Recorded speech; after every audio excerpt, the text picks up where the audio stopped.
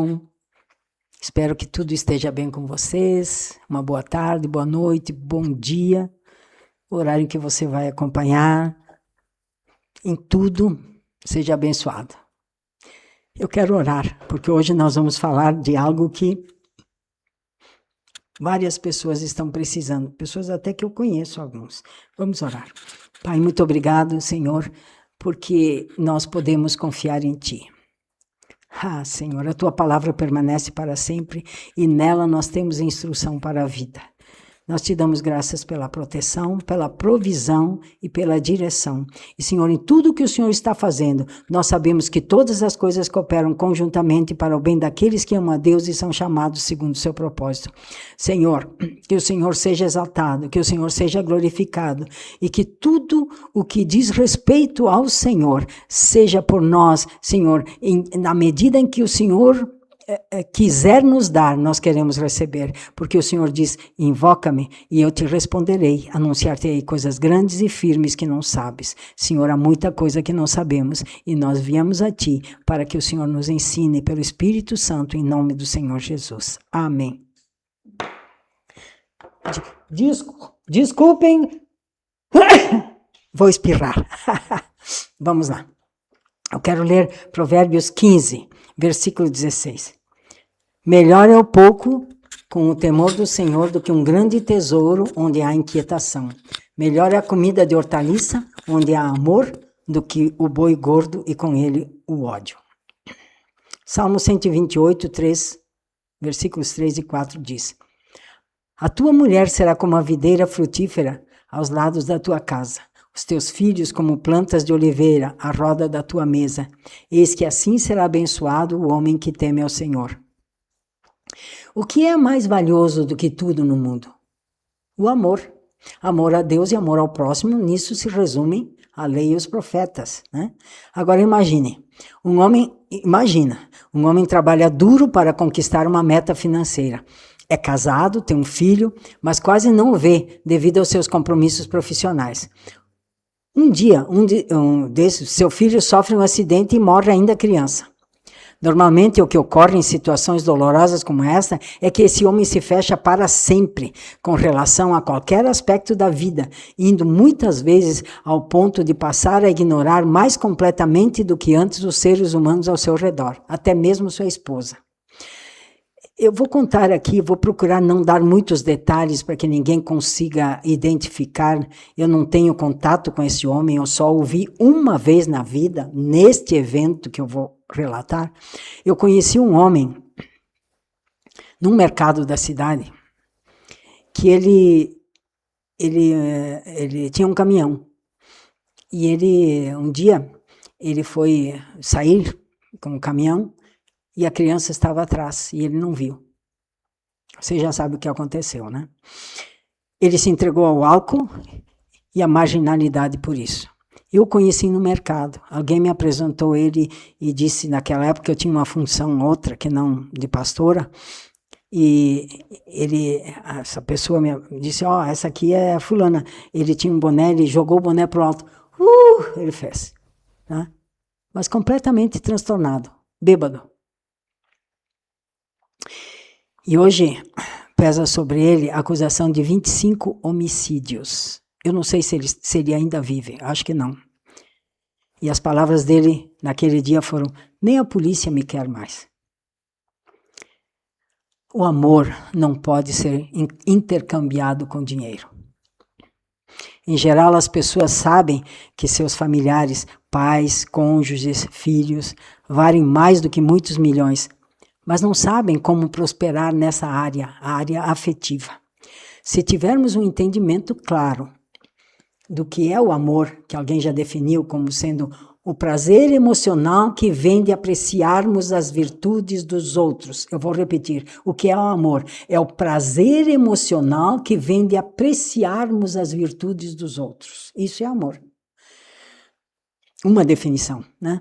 Então, se nós tivermos entendimento claro do amor, quando nossos filhos pequenos estiverem jogando comida um contra o outro na sala de estar, nós ainda poderemos amá-los e, ao mesmo tempo, discipliná-los. Além do que nosso tempo de melhor qualidade será desfrutado com eles. Então, se eles estão jogando comida um contra o outro, eu ponho um em cada canto, ou eu ponho os dois num quarto e só saem de lá depois que tiverem feito as pazes. Por exemplo, o amor nos guiará tanto no incentivo aos filhos quanto na disciplina. Efésios 6,4 diz: ensina filhos a honrarem pai e mãe. E todos conhecemos e sabemos recitar esse versículo, mas poucos pais se lembram ou levam em conta a sequência do ensinamento, o qual afirma: e vós, pais, não provoqueis vossos filhos a ira, mas criai-os na disciplina e na admoestação do Senhor. O que é criar um filho na ira? É quando um filho vê injustiça.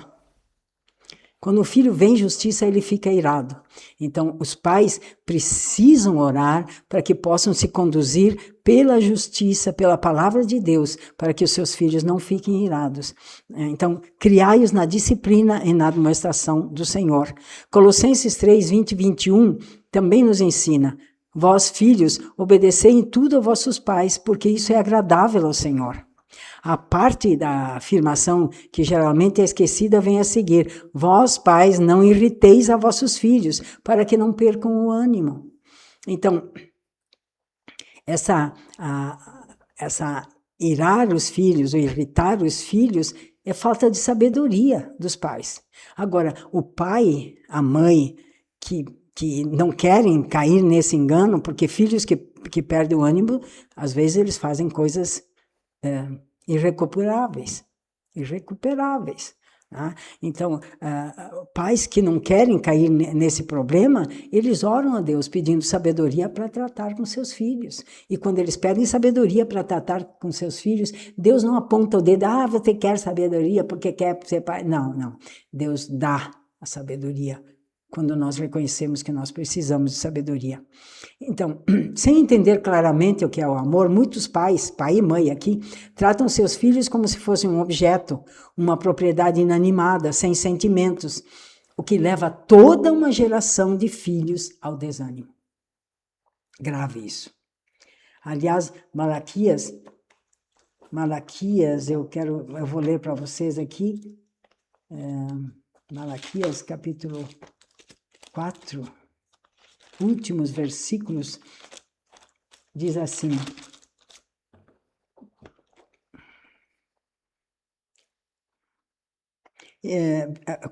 Malaquias 4:6, converterá o coração dos pais aos filhos e o coração dos filhos aos seus pais, para que eu não venha e fira a terra com maldições. Tá? Então, pais presos a seus pais por dores, traumas, legados negativos, ou presos a si mesmo por egocentrismo, por narcisismo, precisam se converter a seus filhos. A liberdade para esses pais é submeterem-se completamente a Cristo, porque senão vem maldição. Filhos em desânimo são maldição. Por não levar em conta o esforço envolvido em educar filhos, identificando, reconhecendo e apreciando a individualidade de cada um deles, é que muitos adultos concluem que a dor e o esforço envolvido em criar filhos é muito alto para ele. Por isso, perdem o prazer em apreciar as qualidades desse ser único, dessa obra de arte de Deus que está diante deles. O engano relacionado à prosperidade afetiva é a noção de que ela vem livremente, sem nenhum esforço. Que ela pode acontecer como não.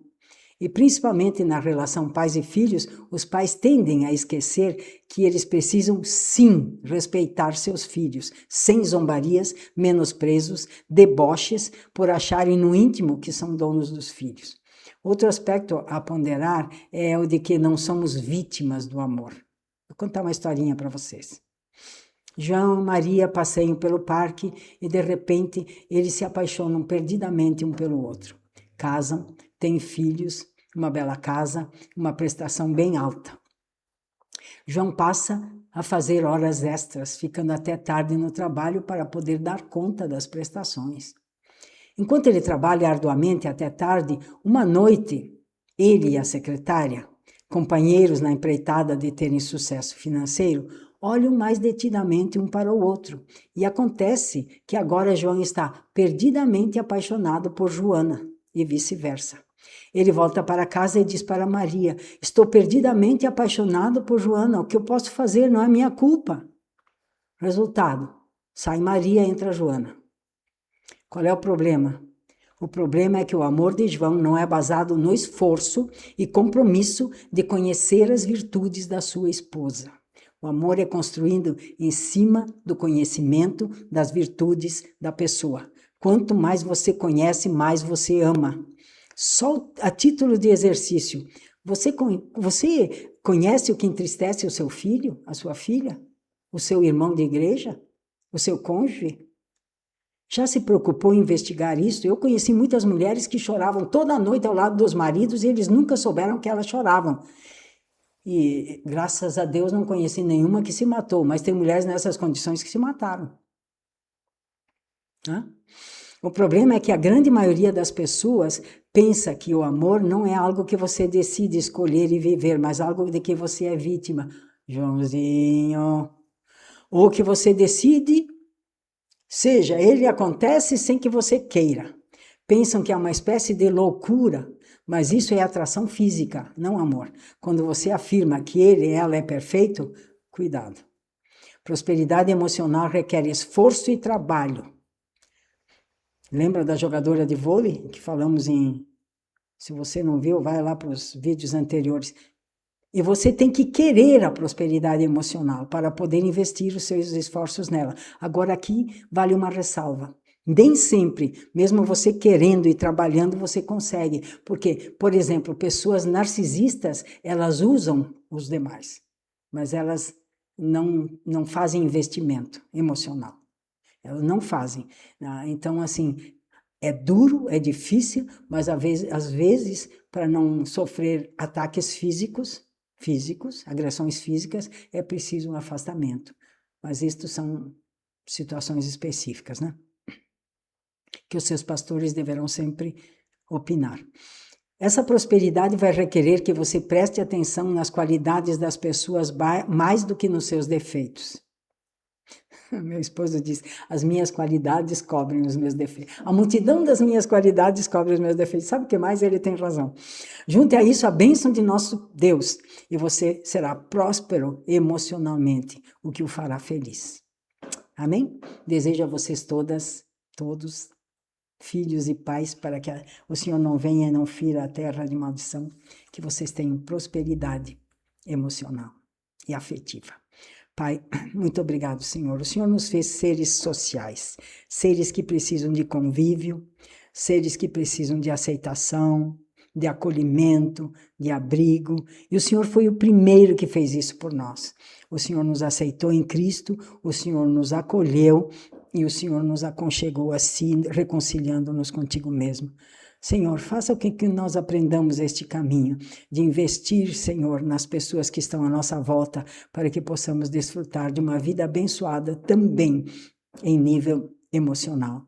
Que nós possamos ser prósperos emocionalmente, em nome do Senhor Jesus Cristo. E que aqueles que sofrem de algum tipo de rejeição, eles possam ser abrigados em Ti, em pessoas que o Senhor envie, para que eles se sintam talvez irmãs de congregação, para que se sintam abrigados no Senhor.